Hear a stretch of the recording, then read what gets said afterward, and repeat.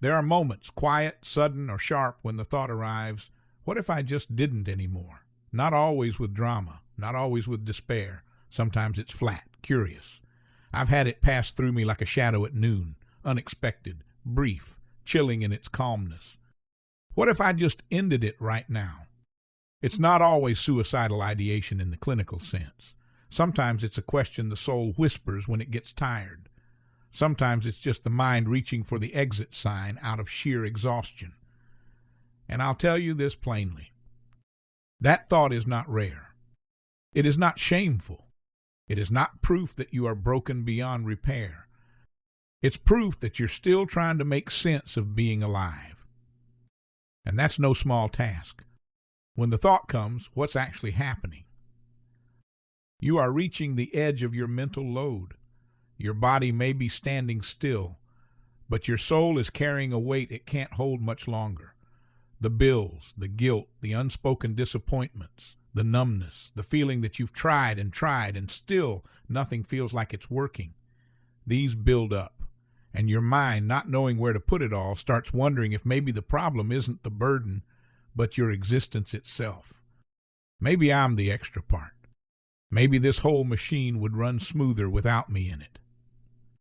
That is a lie, but it feels like truth in that moment because your vision is clouded. You are looking at life through the lens of depletion. That's the first thing to know. Don't trust the story your mind tells you when you're that tired. So what do you do in that moment when the thought is there like a door slightly ajar? The first thing, as odd as it sounds, is to name it. Not to believe it, not to entertain it, but to bring it into the light.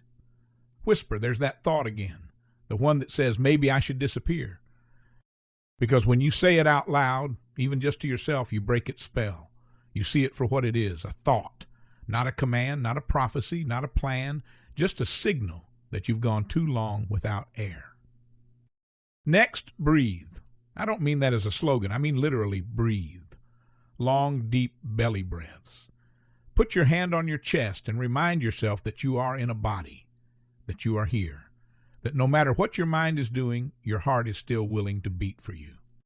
That counts for something. Then, and this is the part most people don't know, you reach out, not with a speech, not with a dramatic gesture. Sometimes it's just a text. Sometimes it's just sitting in the room with someone else without needing to say anything. Sometimes it's putting on a voice message and saying, hey, I don't feel great right now. Can you remind me that this passes? Because it does pass. That thought, that ache, that moment, it passes. It always has, and it will again. Even if it returns later, even if it comes back tomorrow, you have outlived it before. You can outlive it again. The cure for the moment is not to solve your entire life. That's too big. That's what the thought wants, to overwhelm you with scale, to make the pain feel infinite. But pain is not infinite. Pain just lies in that direction. The cure is smaller, gentler. It is a hot shower.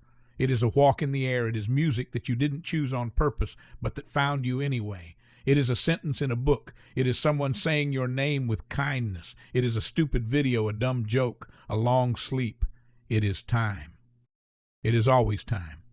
And underneath all this, behind the storm of that one thought, there is another voice, fainter but older, quieter but wiser, the voice that has kept you alive this long.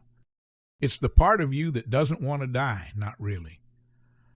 It just doesn't want to keep hurting like this.